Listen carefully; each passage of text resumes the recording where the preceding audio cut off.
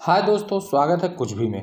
धर्मवीर भारती की मशहूर रचना गुनाहों का देवता भाग 12। हमारे लायक कोई काम हो तो बताओ, आपकी दुआ है। चंदर ने सिर झुकाकर कहा और सभी हंस पड़े। इतने में शंकर बाबू डॉक्टर साहब के साथ आए और सब लोग चुप हो गए। दिन भर के व्यवहार से चंदर ने देखा कि कैलाश भी उतना ही अच्छा हंसमुख और शालीन है जितने शंकर बाबू थे। वो राजनीतिक क्षेत्र में उसको जितना फौलादी लगा था, घरेलू जिंदगी में उतना ही अच्छा लगा। चंदर का मन खुशी से नाच उठा। सुधा की ओर से वो थोड़ा निश्चिंत हो गया। अब सुधा निभा ले जाएगी। वो मौका निकालकर घर में गया। देखा सुधा को औरतें घेरे हुए बैठी हैं और महावर लगा रही हैं। बिनती का नस्तर में से घी निकाल रही हैं। और चंदर गया और बिनती की चोटी घसीट कर बोला, ओ गिलहरी, घी पी रही है क्या? बिनती ने दंग होकर चंदर की ओर देखा। आज तक कभी अच्छे भले में तो चंदर ने उसे नहीं चिढ़ाया था, आज क्या हो गया है? आज जबकि पिछले 15 रोज से चंदर के होठ मुस्कुराना भूल गए हैं। आंख फाड़ कर क्या देख रही है? कैलाश बहुत अच्छा लड़का है, बहुत अच्छा। अब सुधा बहुत सुखी रहेगी। कितना अच्छा होगा बिनती। हंसती क्यों नहीं गिलहरी? और चंदर ने बिनती की बाह में चुटकी काट ली। अच्छा, हमें दीदी समझा है क्या? अब भी बताती हूँ। और घी भरे हाथ से चंदर की बाह पकड़कर बिनती जोर से घुमा दी। चंदर ने अपने को छुड़ाया और बिनती को चपत मारकर गुनगुनाता हुआ चला गया। बिनती ने कनस्तर के मुंह पर लगा घी पोंछा और मन में बोली, देवता और किसे कहते। शाम को बारात चढ़ी। सादी सी बारात, सिर्फ एक बैंड था। कैलाश ने शेरवानी और पैजामा पहना था और टोपी। सिर्फ एक माला गले में पड़ी थी और हाथ में कंगन बंधा था। मोर पीछे किसी आदमी के हाथ में था। जयमाला की रस्म होने वाली थी, लेकिन बुआ जी ने स्पष्ट कर दिया था कि हमारी लड़की कोई ऐसी वैसी नहीं कि ब्याह के पहले भरी बारात में मुंह खोलकर माला पहनाए। लेकिन घूंघट के मामले पर सुधा ने दृढ़ता से मना किया था। वो घूंघट बिल्कुल नहीं करेगी। अंत में पापा उसे लेकर मंडप में आए। घर का कामकाज निपट गया था। सभी लोग आंगन में बैठे थे। कामनी, प्रभा, लीला सभी थी। एक और बाराती बैठे थे। सुधा शांत थी, लेकिन उसका मुंह ग्रहण की चंद्रमा की तरह निस्तेज था। मंडप का एक बल्ब खराब हो गया था और चंदर सामने खड़ा उसे बदल रहा था। सुधा ने जाते जाते चंदर को देखा और आंसू पोंछकर मुस्कुराने लगी और मुस्कुराकर फिर आंसू पोंछने लगी। कामनी, प्रभा, लीला तमाम लड़कियां कैलाश पर फक्तियां कस रही थी। सुधा सिर झुकाए बैठी थी। पापा से उसने कहा, बिनती को हमारे पास भेज दो। बिनती आकर सुधा के पीछे बैठ गई। कैलाश ने आंख के इशारे से चंदर को बुलाया। चंदर जाकर पीछे बैठ गया तो कैलाश ने कहा, यार, यहाँ जो लोग खड़े हैं इनका परिचय तो बता दो चुपके से। चंदर ने सभी का परिचय बताया। कामनी, प्रभा, लीला सभी के बारे में बता रहा था चंदर। तो बिनती बोली, बड़े लालची मालूम देते हैं आप। एक से संतोष नहीं है क्या? वाह रे जीजा जी। कैलाश ने मुस्कुराकर चंदर से पूछा, इनका ब्याह तय हुआ कि नहीं? हो गया, चंदर ने कहा। तभी बोलने का अभ्यास कर रही हैं। मंडप में भी इसीलिए बैठी हैं क्या? कैलाश ने कहा। बिनती झेप गई और उठकर चली गई। संस्कार शुरू हुआ। कैलाश के हाथ में नारियल और उसकी मुट्ठी भर सुधा के दोनों हाथ। सुधा अब चुप थी।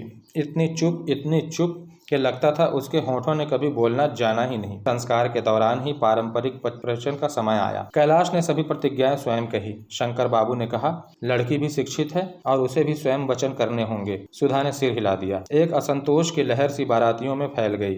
चंदर ने बिनती को बुलाया। उसके कान में कहा, जाकर सुधा से कह दो कि पागलपन नहीं करते। इससे क्या फायदा?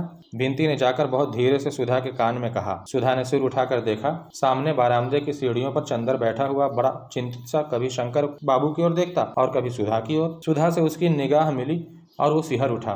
सुधा पल भर उसकी ओर देखती रही। चंदर ने जाने क्या कहा और सुधा ने आंखों ही आंखों में उसे क्या जवाब दे दिया। उसके बाद सुधा नीचे रखे हुए पूजा के नारियल पर लगे हुए सिंदूर को देखती रही। फिर एक बार चंदर की ओर देखा। विचित्र सी वो निगाह, जिसमें कातरता नहीं थी, करुणा नहीं थी, आंसू नहीं थे, कमजोरी नहीं थी। था एक गंभीरतम विश्वास, एक उपमाहीन स्नेह, एक संपूर्णतम समर्पण। लगा जैसे वो कह रही हो, सचमुच तुम कह रहे हो? फिर सोच लो चंदर, इतने दृढ़ हो, इतने कठोर हो, मुझसे मुंह से क्यों कहलवाना चाहते हो? क्या सारा सुख लूटकर थोड़ी सी आत्मवंचना भी मेरे पास नहीं छोड़ोगे? अच्छा लो मेरे देवता। और उसने हार कर सिसकियों से सने स्वरों में अपने को कैलाश को समर्पित कर दिया। प्रतिज्ञाएं दोहरा दी और उसके बाद साड़ी का एक छोर खींचकर नथ की डोरी ठीक करने के बहाने उसने आंसू पोंछ लिए। चंदर ने गहरी सांस ली और बगल में बैठी हुई बुआ जी से कहा, बुआ जी, अब तो बैठा नहीं जाता। आंखों में जैसे किसी ने मिर्च भर दी हो। जाओ जाओ, सोए रहो ऊपर, खाट बिछी है। कल सुबह 10 बजे विदा करे को है। कुछ खायो पियो ने तो पड़े रहो। बुआ ने बड़े स्नेह से कहा। चंदर ऊपर गया तो देखा एक खाट पर बिनती औंधी पड़ी सिसक रही है। बिनती बिनती, उसने बिनती को पकड़कर हिलाया। बिनती फूट फूट कर रो पड़ी। उठ पगली, हमें तो समझाती है, खुद अपने आप पागलपन कर रही है, चंदर ने रुंधे गले से कहा। बिनती उठकर एकदम चंदर की गोद में समा गई और दर्दनाक स्वर में बोली, हाय चंदर, अब क्या होगा। चंदर की आंखों में आंसू आ गए। वो फूट पड़ा और बिनती को एक डूबते हुए सहारे की तरह पकड़कर उसकी मांग पर मुंह रखकर फूट फूट कर रोने लगा, लेकिन फिर भी संभल गया और बिनती का माथा सहलाते हुए अपनी सिसकियों को रोकते हुए कहा, रो मत पगली। धीरे धीरे बिनती चुप हो गई और खाट के पास नीचे छत पर बैठ गई और चंदर के घुटनों पर हाथ रखकर बोली, चंदर, तुम आना मत छोड़ना, तुम इसी तरह आते रहना जब तक दीदी ससुराल से लौट ना आए। अच्छा, घबराते नहीं। चंदर ने बिनती की पीठ पर हाथ रखकर कहा, तुम तो बहादुर लड़की हो ना, सब चीज बहादुरी से सहना चाहिए। बिनती उठकर नीचे चली गई। चंदर लेट रहा। उसके पोर पोर में दर्द हो रहा था, नस नस को जैसे कोई तोड़ रहा था, खींच रहा हो। हड्डियों के रेशे रेशे में थकान मिल गई थी, लेकिन उसे नींद नहीं आई। आंगन में पुरोहित जी के मंत्र पाठ का स्वर और बीच बीच में आने वाले किसी बाराती या औरतों की आवाजें उसके मन को अस्त व्यस्त कर देती थीं। उसकी थकान और उसकी अशांति ही उसको बार बार झटके से जगा देती थी। वो करवट बदलता, कभी ऊपर देखता, कभी आंखें बंद कर लेता कि शायद नींद आ जाए, लेकिन नींद नहीं आई। धीरे धीरे नीचे का रौ भी शांत हो गया, संस्कार भी समाप्त हुआ।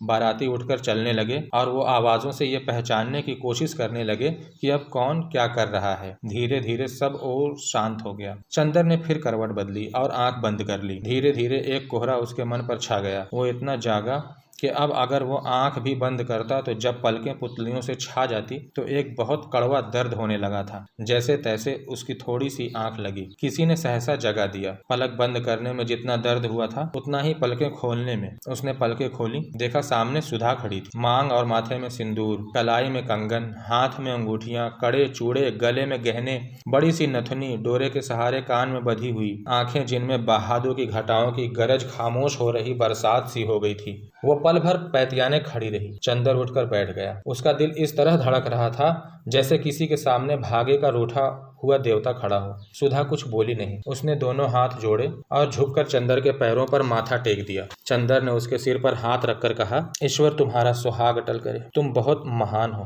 मुझे तुम पर आज से गर्व है। आज तक तुम जो कुछ थी उससे कहीं ज्यादा मेरे लिए हो सुधा। सुधा कुछ बोली नहीं। आंचल से आंसू पोंछती हुई पैताने जमीन पर बैठ गई और अपने गले से एक बेले का हार उतारा, उसे तोड़ डाला और चंदर के पांव खींच कर खाट के नीचे जमीन पर रख लिए। अरे ये क्या कर रही हो सुधा? चंदर ने कहा। जो मेरे मन में आएगा, बहुत मुश्किल से रुंधे गले से सुधा बोली। मुझे किसी का डर नहीं। तुम जो कुछ दंड दे चुके हो उससे बड़ा दंड अब तो भगवान भी नहीं दे सकेंगे। सुधा ने चंदर के पांवों पर फूल रखकर उन्हें चूम लिया और अपनी कलाई में बंधी हुई एक पुड़िया खोलकर उसमें से थोड़ा सा सिंदूर उन फूलों पर छिड़क कर चंदर के पांवों पर सिर रखकर चुपचाप रोती रही। थोड़ी देर बाद उठी और उन फूलों को समेटा, अपने आंचल के छोर में उन्हें बांध लिया और उड़कर चली, धीमे धीमे निशब्द। कहाँ चली सुधा? चंदर ने सुधा का हाथ पकड़ लिया। कहीं नहीं। अपना हाथ छुड़ाते हुए सुधा ने कहा, नहीं नहीं सुधा, लाओ ये हम रखेंगे। चंदर ने सुधा को रोकते हुए कहा, बेकार है चंदर, कल तक परसों तक ये झूठे हो जाएंगे देवता मेरे। और सुधा सिसकते हुए चली गई।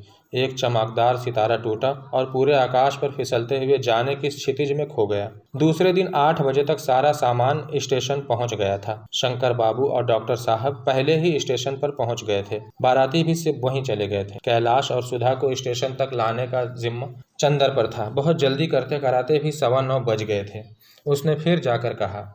कैलाश और सुधा खड़े हुए थे। पीछे से नाइन सुधा पर पंखा रखी थी और बुआ जी रोचना कर रही थी। चंदर के जल्दी मचाने पर अंत में उन्हें फुर्सत मिली और वो आगे बढ़े। मोटर पर सुधा ने ज्यों ही पांव रखा कि बिनती पांव से लिपट गई और रोने लगी। सुधा जोर से बिलक बिलक कर रो पड़ी। चंदर ने बिनती को छुड़ाया। सुधा पीछे बैठकर खिड़की पर मुंह रखकर सिसकती रही। मोटर चल दी। सुधा मुड़कर अपने घर की ओर देख रही थी। बिनती ने हाथ जोड़े तो सुधा चीख कर रो पड़ी, फिर चुप हो गई। स्टेशन पर भी सुधा बिल्कुल शांत रही। सुधा और कैलाश के लिए सेकंड क्लास में एक बर्थ सुरक्षित थी, बाकी लोग ड्योढ़े में थे। शंकर बाबू ने दोनों को उस डिब्बे में पहुंचाया और बोले, कैलाश तुम जरा आगे हमारे साथ आओ। मिस्टर कपूर जरा बहू के पास आप रहिए, मैं डॉक्टर साहब को यहाँ भेज रहा हूँ। चंदर खिड़की के पास खड़ा हो गया। शंकर बाबू का छोटा बच्चा आकर अपनी नई चाची के पास बैठ गया और उनकी रेशमी चादर से खेलने लगा। चंदर चुपचाप खड़ा था। सहसा सुधा ने उसके हाथों पर अपना मेहंदी लगा हाथ रख दिया और धीमे से कहा, चंदर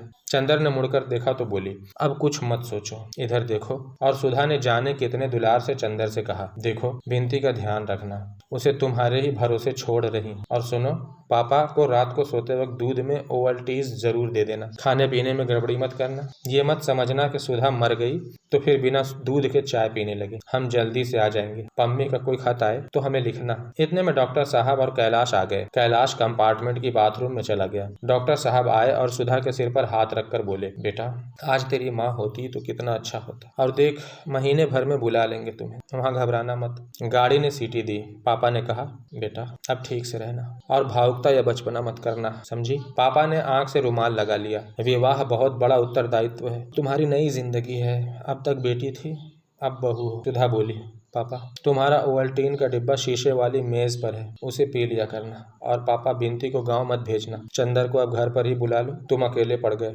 और हमें जल्दी बुला लेना। गार्ड ने सीटी दी। कैलाश ने जल्दी से डॉक्टर साहब के पैर छुए, चंदर से हाथ मिला लिया। सुधा बोली, चंदर ये पुर्जा बिंती को देना, और देखो मेरा नतीजा निकले तो तार देना। गाड़ी चल पड़ी। अच्छा पापा, अच्छा चंदर। सुधा ने हाथ जोड़े और खिड़की पर टिक कर रोने लगी और बार बार आंसू पोंछकर देखने लगी। गाड़ी प्लेटफॉर्म के बाहर चली गई। तब चंदर मुड़ा। उसके बदन में पोर पोर में दर्द हो रहा था। वो कैसे घर पहुंचा उसे मालूम नहीं। चंदर को हफ्ते भर तक होश नहीं रहा। शादी के दिनों में उसे एक नशा था जिसके बल पर वो मशीन की तरह काम करता गया। शादी के बाद इतनी भयंकर थकावट उसके नसों में कसक उठी कि उसका चलना फिरना मुश्किल हो गया था। वो अपने घर से होटल तक खाना खाने नहीं जा पाता था, बस पड़ा पड़ा सोता रहा। सुबह 9 बजे सोता, 5 बजे उठता, थोड़ी देर होटल में बैठकर फिर वापस आ जाता, चुपचाप छत पर लेटा रहता और फिर सो जाता। उसका मन एक उजड़े हुए नीड़ की तरह था जिसमें से विचार, अनुभूति, स्पंदन और रस के विहंगम कहीं दूर उड़ गए थे। लगता था जैसे वो सब कुछ भूल गया है। सुधा, बिंती, पम्मी, डॉक्टर साहब, रिसर्च, थीसिस, सब कुछ। ये सब चीजें कभी कभी उसके मन में नाच जाती, लेकिन चंदर को ऐसा लगता कि ये किसी ऐसी दुनिया की चीजें हैं जिसको वो भूल गया है, जो उसके स्मृति पटल से मिट चुकी है। कोई ऐसी दुनिया जो कभी थी, कहीं थी, लेकिन किसी भयंकर जल प्रलय ने जिसका कण कण ध्वस्त कर दिया था। उसकी दुनिया अपनी छत तक सीमित थी। छत के चारों ओर की ऊंची दीवारों और उन 4 दीवारों से बंधी आकाश के चौकोर टुकड़े तक ही उसके मन की उड़ान बंद गई थी। उजाला पाग था। पहले वो लुब्धक तारे की रोशनी देखता, फिर धीरे धीरे चांद की दूधिया रोशनी सफेद कफन की तरह छा जाती, और वो मन में थके हुए स्वर जैसे चांदनी को उड़ता हुआ सा कहता, सो जा मुर्दे, सो जा। छठे दिन उसका मन कुछ ठीक हुआ। थकावट जो एक केचुल की तरह उस पर छाई हुई थी धीरे धीरे उतर गई, और उसे लगा जैसे मन में कुछ टूटा हुआ सा दर्द कसक रहा है।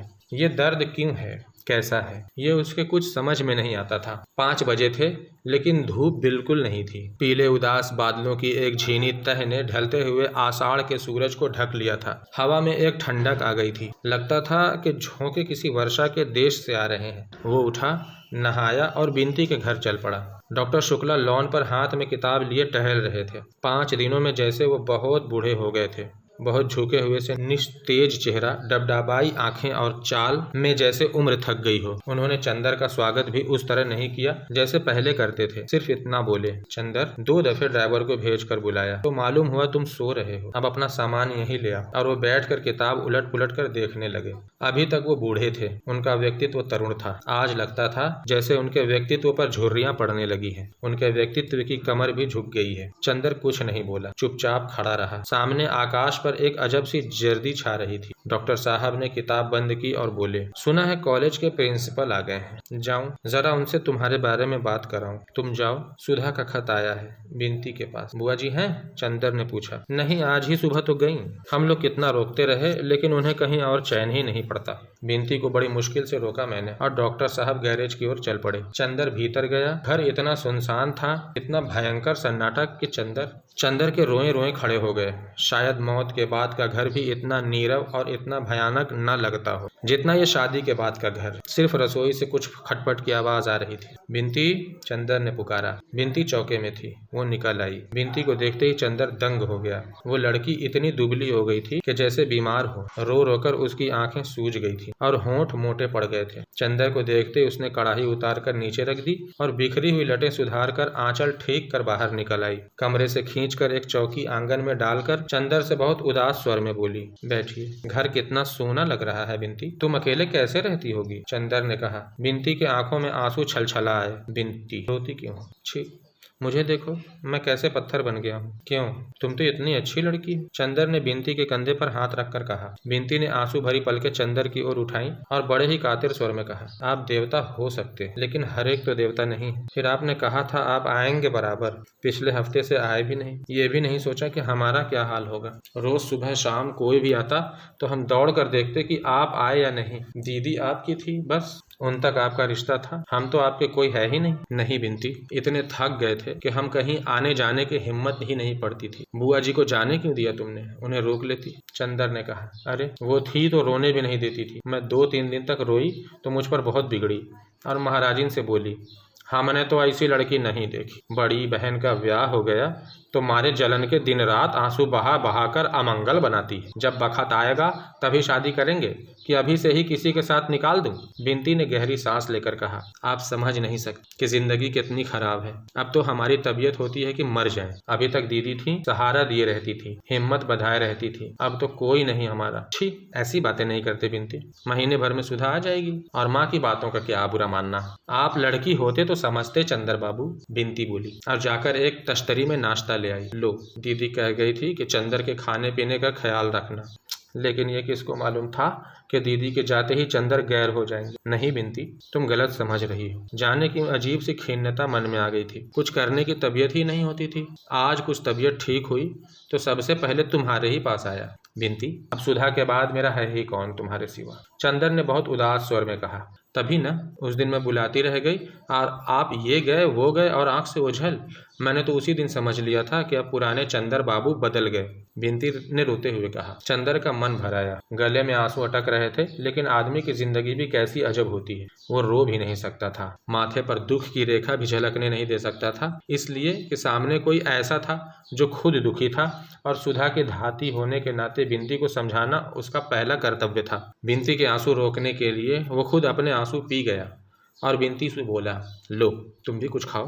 बिंती ने मना किया तो उसने अपने हाथ से बिंती को खिला दिया। बिंती चुपचाप खाती रही और रह रहकर आंसू पोंछती रही। इतने में महाराजिन आई। बिंती ने चौके के काम समझा दिए और चंदर से बोली, चलिए ऊपर चले। चंदर ने चारों ओर देखा, घर का सन्नाटा वैसा ही था। सहसा उसके मन में एक अजीब सी बात आई। सुधा के साथ कभी भी कहीं भी वो जा सकता था, लेकिन बिंती के साथ छत पर अकेले जाने में क्यों उसके अंतःकरण ने गवाही नहीं दी। वो चुपचाप बैठा रहा। बिंती कुछ भी हो, कितने ही समीप क्यों ना हो, बिंती सुधा नहीं थी, सुधा नहीं हो सकती थी। नहीं, यही ठीक है, चंदर बोला।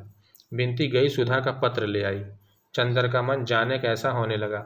लगता था जैसे अब आंसू नहीं रुकेंगे। उसके मन में सिर्फ इतना आया कि अब 72 घंटे पहले सुधा यहीं थी, इस घर की प्राण थी। आज लगता है जैसे इस घर में सुधा थी ही नहीं। आंगन में अंधेरा होने लगा था। वो उठकर सुधा के कमरे के सामने पड़ी हुई कोच पर बैठ गया और बिंती ने बत्ती जला दी। खत छोटा सा था, डॉक्टर चंदर बाबू, क्या तुम कभी सोचते थे कि तुम इतनी दूर होगे और मैं तुम्हें खत लिखूंगी? लेकिन खैर, अब तो घर में चैन की बंसी बजाते होगे। एक अकेले मैं ही कांटे जैसी खटक रही थी, उसे भी तुमने निकाल फेंका। अब तुम्हें न कोई परेशान करता होगा, न तुम्हारे पढ़ने लिखने में बाधा पहुंचती होगी। अब तो तुम एक महीने में 10-12 थीसिस लिख डालोगे। जहां दिन में 24 घंटे तुम आंख के सामने रहते थे, वहां अब तुम्हारे बारे में एक शब्द सुनने के लिए तड़प उठती हूँ। कई दफे तबीयत आती है कि जैसे बिंती से तुम्हारे बारे में बात करती थी, वैसे ही इनसे तुम्हारे बारे में बात करूं। लेकिन ये तो जाने कैसी कैसी बातें करते हैं। और सब ठीक है, यहाँ बहुत आज़ादी है मुझे। माँ जी भी बहुत अच्छी हैं, पर्दा बिल्कुल नहीं करती। अपने पूजा के सारे बर्तन पहले ही दिन हमसे मजवाई। देखो, पापा का ध्यान रखना और बिंती को जैसे मैं छोड़ आई हूँ उतनी ही मोटी रहे। मैं महीने भर बाद आकर तुम्ही से बिंती को वापस लूँगी, समझे? ये ना करना कि मैं न रहूं तो मेरे बजाय बिंती को रुला रुला कर कुढ़ा कुढ़ा कर मार डालो, जैसी तुम्हारी आदत है। ज्यादा चाय मत पीना। खत का जवाब फौरन, तुम्हारी सुधा। चंदर ने चिट्ठी एक बार फिर पढ़ी, 2 बार पढ़ी और बार बार पढ़ता गया। हल्के हरे कागज पर छोटे छोटे काले अक्षर जाने कैसे लग रहे थे, जाने क्या कह रहे थे। छोटे छोटे अर्थात कुछ उनमें अर्थ था जो शब्द से भी ज्यादा गंभीर था। युगों पहले व्याकरणों ने उन शब्दों के जो अर्थ निश्चित किए थे, सुधा की कलम से जैसे उन शब्दों को एक नया अर्थ मिल गया था। चंदर बेसुध सा तन्मय होकर उस खत को बार बार पढ़ता गया और किस समय वो छोटे छोटे नादान अक्षर उसके हृदय के चारों ओर कवच जैसे बौद्धिकता और संतुलन के लौह पत्र को चीर कर अंदर बिध गए और हृदय की धड़कनों को मरोड़ना शुरू कर दिया, ये चंदर को खुद नहीं मालूम हुआ, जब तक कि उसकी पलकों से एक गर्म आंसू खत पर नहीं टपक पड़ा। लेकिन उसने बिनती से वो आंसू छिपा लिया और खत मोड़कर बिनती को दे दिया। बिनती ने खत लेकर रख लिया और बोली, अब चलिए खाना खा लीजिए। चंदर इनकार नहीं कर सका। महाराजी ने थाली लगाई और बोली, भैया नीचे अबहिन आंगन धोआ जाई, अब जाए के ऊपर खाए ले। चंदर को मजबूरन ऊपर जाना पड़ा। बिंदी ने खाट बिछा दी, एक स्टूल डाल दिया और पानी रख दिया, नीचे थाली लाने चली गई। चंदर का मन भारी हो गया था। ये वही जगह है, वही खाट है जिस पर शादी की रात वो सोया था। इसी के पैताने सुधा आकर बैठी थी, अपने नए सुहाग में लिपटी हुई थी। यहीं पर सुधा के आंसू गिरे थे। बिनती थाली लेकर आई और नीचे बैठकर पंखा करने लगी। हमारी तबीयत तो है ही नहीं खाने की बिनती, चंदर ने भर्राए हुए स्वर में कहा। अरे बिना खाए पिए कैसे काम चलेगा? और फिर आप ऐसा करेंगे तो हमारी क्या हाल होगी? दीदी के बाद और कौन सहारा है? खाइए। और बिनती ने अपने हाथ से एक कौर बनाकर चंदर को खिला दिया। चंदर खाने लगा। चंदर चुप था, वो जाने क्या सोच रहा था। बिनती चुपचाप बैठी पंखा झल रही थी। क्या सोच रहे हैं आप? बिनती ने पूछा। कुछ नहीं, चंदर ने उतनी ही उदासी से कहा। नहीं बताइएगा, बिनती ने बड़े कातर स्वर से कहा। चंदर एक फीकी मुस्कान के साथ बोला, बिनती अब तुम इतना ध्यान न रखा करो, तुम समझती नहीं बाद में कितनी तकलीफ होती है। सुधा ने क्या कर दिया है ये खुद नहीं समझती। कौन नहीं समझता? बिनती एक गहरी सांस लेकर बोली। दीदी नहीं समझती या हम नहीं समझते? सब समझते हैं, लेकिन जाने मन कैसा पागल है कि सब कुछ समझकर धोखा खाता है। अरे दही तो आपने खाया ही नहीं। वो पूड़ी लाने चली गई और इस तरह दिन कटने लगे। जब आदमी अपने हाथ से आंसू मोल लेता है, अपने आप दर्द का सौदा करता है, तब दर्द और आंसू तकलीफ देह नहीं लगते। और जब कोई ऐसा हो जो आपके दर्द के आधार पर आपको देवता बनाने के लिए तैयार हो और आपकी एक एक आंसू पर अपने 100 आंसू बिखेर दे, तब तो कभी कभी तकलीफ भी भली मालूम देने लगती है। लेकिन फिर भी चंदर के दिन कैसे कट रहे थे ये वही जानता था। लेकिन अकबर के महल में जलते हुए दीपक को देखकर अगर किसी ने जाड़े की रात जमुना के घुटने घुटने पानी में खड़े होकर काट दी, तो चंदर अगर सुधा के प्यारे प्यारे खतों के सहारे समय काट रहा था तो कोई ताज्जुब नहीं। अपने अध्ययन में प्रौढ़, अपने विचारों में उदार होने के बावजूद चंदर अपने स्वभाव में बच्चा था, जिसे जिंदगी कुछ भी करवा सकती थी, बशर्ते जिंदगी को ये आता हो कि इस भोले भाले बच्चे को कैसे बहलावा दिया जाए। बहलावे के लिए मुस्कानें ही जरूरी नहीं होती, शायद आंसुओं से मन जल्दी बहल जाता है। बिनती के आंसुओं में चंदर सुधा की तस्वीर देखता था और बहल जाता था। वो रोज शाम को आता और बिनती से सुधा की बातें करता, जाने कितनी बातें, जाने कैसी बातें, और बिनती के माध्यम से सुधा में डूब कर चला आता था। चूंकि सुधा के बिना उसका दिन कटना मुश्किल था, एक क्षण कटना मुश्किल था, इसलिए बिनती उसकी एक ज़रूरत बन गई थी। वो जब तक बिनती से सुधा की बात नहीं कर लेता था तब तक जैसे वो बेचैन रहता था, तब तक उसकी किसी काम में तबीयत नहीं लगती थी। जब तक सुधा सामने रही, कभी भी उसे ये नहीं मालूम हुआ कि सुधा का क्या महत्व है उसकी ज़िंदगी में।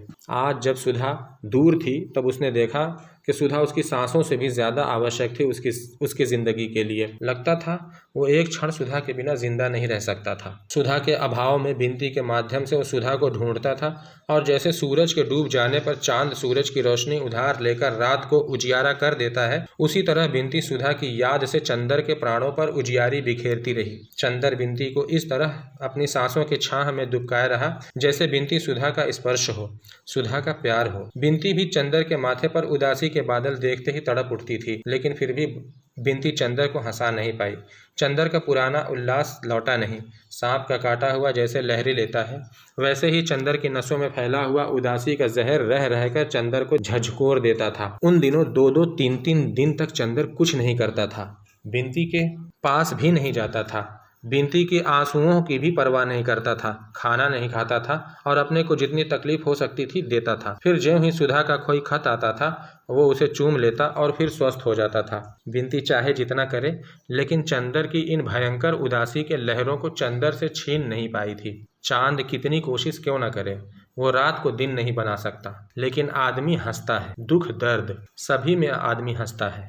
जैसे हंसते हंसते आदमी की प्रसन्नता थक जाती है, वैसे ही कभी कभी रोते रोते आदमी की उदासी थक जाती है और आदमी करवट बदलता है ताकि हंसी की छाह में कुछ विश्राम कर फिर वो आंसुओं की कड़ी धूप में चल सके। ऐसे ही एक सुबह थी जबकि चंदर के उदास मन में आ रहा था कि वो थोड़ी देर हंस भी ले। बात यूं थी कि उसे शैली की एक कविता बहुत पसंद आई थी जिसमें शैली ने भारतीय मलयज को संबोधित किया है। उसने अपना शैली कीट्स का ग्रंथ उठाया और उसे खोला तो वही आम के अचार के दाग सामने पड़ गए जो सुधा ने शरारतन डाल दिए थे। बस वो शैली की कविता तो भूल गया और उसे याद आ गई आम की फांक और सुधा की शरारत से भी भरी शोख आंखें।